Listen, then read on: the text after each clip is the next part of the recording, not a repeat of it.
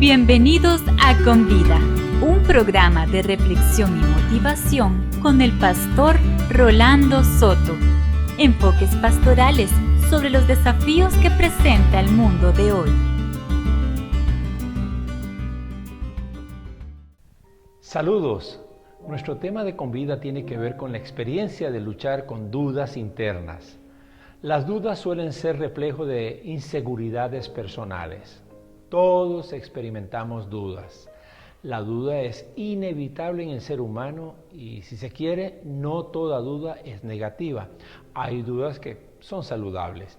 Pero esta consideración exige aclararnos sobre tres tipos de dudas posibles. Primero, la duda teológica. Esa es la que Jesús apuntó en el caso del apóstol Tomás, quien había dicho que no creería en la resurrección de Jesús hasta ver con sus propios ojos las marcas dejadas por los clavos en las manos del Maestro. Existe también lo que llaman la duda metódica. Es el acto de dudar de todos los conocimientos que no sean evidentes o del procedimiento que se haya utilizado. Esta es una duda para aumentar el conocimiento. A esta duda se refería a Francis Bacon cuando dijo con un refrán: la duda es la escuela de la verdad. Y la tercera es la duda filosófica. Se refiere al estado de vacilación o inestabilidad de la mente ante dos decisiones o juicios contradictorios. En esta ocasión vamos a concentrarnos en la duda filosófica. Se trata de la vacilación que uno puede experimentar ante un hecho, ante una noticia, una creencia, en donde se supone que uno pasa por una incertidumbre que le retarda decisiones que debería tomar, pero que no lo hace. En Santiago, la carta del Nuevo Testamento, el capítulo 1, versículo 6, hablando de pedir con fe, el escritor bíblico decía: quien duda es como las olas del mar agitadas y llevadas de un lado a otro por el viento. Se indica que la duda produce dos efectos internos en las personas: las agita y las sacude. Por eso es que titulamos nuestro tema de hoy: Lucha con tus dudas, porque la duda representa un campo de batalla. Vamos pues al primer segmento de nuestro Convida.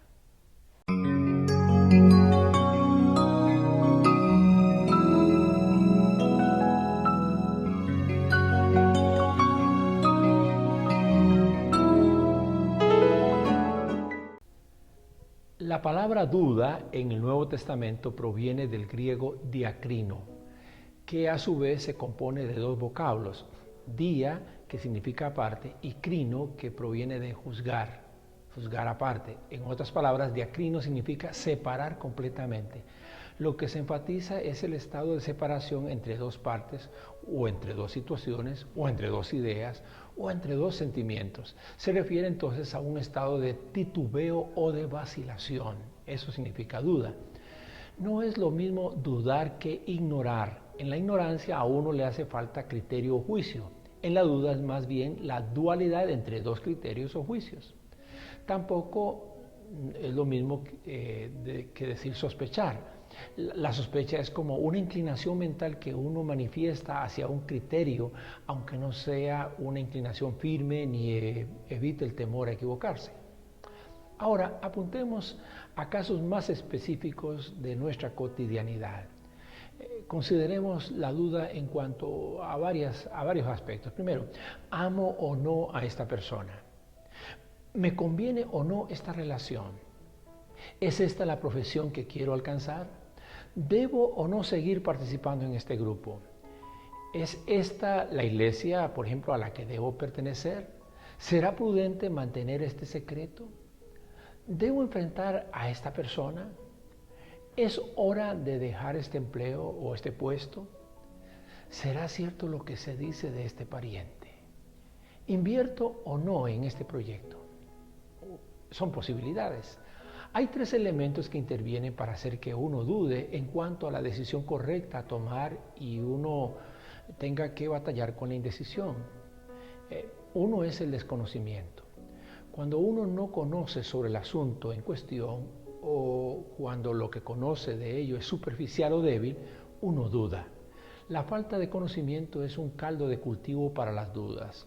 Si conocieras más, o si lo que conoces lo conocieras mejor, eliminarías dudas. la falta de información, la falta de comprensión, la falta de claridad sobre el asunto de la que uno duda, es un elemento que ejerce todavía mucho más fuerza en la duda que se tiene. Segundo elemento, la inseguridad. Hay dos tipos de inseguridad que producen batallas de indecisión en una persona. La inseguridad que le produce el ambiente en que se desenvuelve o los hechos que lo rodean. A eso se le llama inseguridad exógena. Y la inseguridad interior, en la que la persona, por fruto de sus complejos personales o de procesos de vida internos, tiene dudas, se le llama inseguridad endógena. Un tercer elemento que interviene en la duda es la adversidad. Uno podría dar por ciertas algunas cosas hasta que una adversidad llega, y entonces aquella incertidumbre ya no parece sólida debido al embate de la adversidad. La adversidad es de por sí una contradicción a un estado normal o ideal de vida. La adversidad tiene la capacidad de desestabilizarlo todo, incluyendo aquello en lo que uno podría tener conocimiento y seguridad. Lo que estos tres elementos producen en una persona es el miedo a errar. Todos tememos a los errores. El temor al error es sobre todo miedo a las consecuencias. Tememos a las consecuencias sobre todo cuando nos resultan desconocidos los efectos de un error. Los errores suelen pagarse muy caro, sobre todo cuando sus efectos perduran en el tiempo. Además, el equivocarnos puede llevarnos a vivir también pérdidas significativas. Nos desagrada perder, nos duelen las pérdidas. Preferimos no amar a alguien para no correr el riesgo de perderlo después. O preferimos no cambiar de empleo por temor a estar perdiendo algo bueno que tenemos sin poder llegar a algo mejor que podríamos tener. De allí el refrán de muchas personas conformistas: más vale malo conocido que bueno por conocer. Un refrán típico de la persona que duda de cambios. A otros les da el temor de quedar mal. A veces nuestra imagen de nosotros mismos es tan elevada que procuramos evitar a toda costa que se deteriore. Y por otro lado, nuestra imagen de sí mismo podría ser tan pobre que temamos ser burlados por los demás. Esta sensación tiene que ver con un asunto de rechazos y de aceptaciones propios. Miedo al error, miedo a las pérdidas, miedo a quedar mal o a ser rechazados, todos estos miedos lo hacen a uno dudar entre dos o más posibilidades, y no decidimos entre esas posibilidades porque estamos atorados en la duda. Piense ahora mismo, ¿cuáles son las dudas que más lo afectan a usted? Sin duda que en el fondo de nuestras dudas lo que existe es una presencia de temores que deben ser vencidos. Profundicemos estas consideraciones desde la palabra de Dios en nuestro siguiente segmento de Con Vida.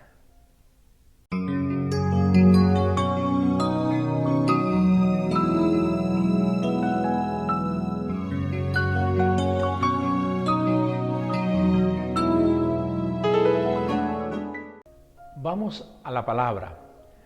La Biblia está llena de casos relacionados con la duda, comenzando desde las primeras páginas del Génesis. En el huerto del Edén, la serpiente puso la primera duda en el corazón de Eva al decirle que lo que Dios había dicho acerca de las consecuencias de comer el fruto prohibido no era cierto, y que bastaría que ella probara del fruto para darse cuenta que no solo no moriría, sino que sería como Dios. Imaginamos a la mujer con esta pregunta: ¿y si de verdad me estoy perdiendo algo mejor? Más adelante, en el libro de Éxodo, observamos otro caso, el de Moisés, lleno de dudas con respecto a sus propias capacidades para cumplir la misión que Dios le estaba encomendando. Allí, en los capítulos 3 y 4 del libro de Éxodo, uno de sus principales argumentos para rechazar el llamado de Dios se expresa en el versículo 13 del capítulo 3. ¿Qué le respondo si me preguntan ¿y cómo se llama? Se refería a que él no tenía conocimiento suficiente acerca de Dios mismo como para dar alguna respuesta a su pueblo, al pueblo hebreo, si lo interrogaban al respecto de Dios. Moisés alegó no saber, dudaba porque no conocía. Se parece a la duda que hubo en el fondo de la respuesta que el profeta Jeremías le dio a Dios cuando Dios lo llamó. Es que yo soy un niño, aludiendo con ello a que era ignorante. La falta de conocimiento o el débil conocimiento hace a las personas dudar de sus capacidades o de las decisiones que deben tomar. En el libro de Jueces, en el capítulo 6, se cuenta la historia de Gedeón, a quien Dios llamó para que fuese el caudillo de Israel en su época. Gedeón argumentó a Dios no ser la persona adecuada para aquella misión, alegando que él era una persona insignificante. Así le respondió en el versículo 15, pero Señor, ¿cómo voy a salvar a Israel? Mi clan es el más débil de la tribu de Manasés y yo soy el más insignificante de mi familia.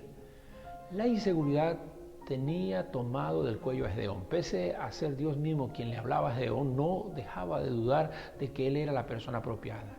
Le pidió a Dios señal tras señal porque la inseguridad produce esa necesidad en las personas. Las personas inseguras quisieran que algo fuera de ellas le indicara lo que deben hacer de manera sobrenatural. Si le fuera posible, de manera sobrenatural. Viniendo al Nuevo Testamento, consideremos el caso de Juan el Bautista. Bautizó a Jesús y presenció la voz del cielo y la manifestación del Espíritu Santo sobre Jesús en aquel acto. Predicó que su misión era prepararle el camino al Señor y no dudó en indicar a sus propios discípulos de que Jesús era el Mesías esperado a quienes ellos debían seguir. Pero en Lucas, en el capítulo 7, Juan el Bautista envía a unos hombres a hacerle una pregunta a Jesús. ¿Eres tú el que había de venir o esperaremos a otro? Dice esto el versículo 20. La pregunta no es por qué dudó Juan el Bautista, sino la pregunta es ¿cuándo dudó? Dudó cuando se encontró en la adversidad de la cárcel y con una sentencia de muerte pesando sobre él. Las adversidades suelen a veces tener la capacidad de desestabilizar hasta lo que hemos tenido por cierto. La adversidad de una infidelidad hace que una persona que ha estado confiada en un sentimiento dude de tal sentimiento. La adversidad hace que hasta la fe más sólida que decimos tener en Dios, de pronto nos veamos lidiando con dudas acerca de las promesas de Dios o acerca de su lealtad o incluso hasta de su existencia.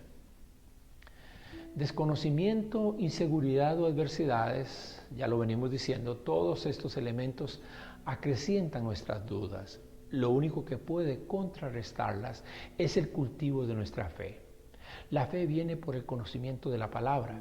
La fe es entregarnos en confianza en la seguridad que nos da el Señor. La fe se acrecienta cuando visualizamos al Señor sobrepasar con su poder todas nuestras adversidades. Así que, como vemos, estamos identificando hechos y causas relacionados con las dudas que parecen acusar a todos los seres humanos en cualquier época de la historia. Claro está que a estas alturas de nuestro Convida, usted tendrá la pregunta, ¿y qué hago con mis dudas? Las dudas negativas. Al volver a nuestro último segmento, abordaremos esta pregunta.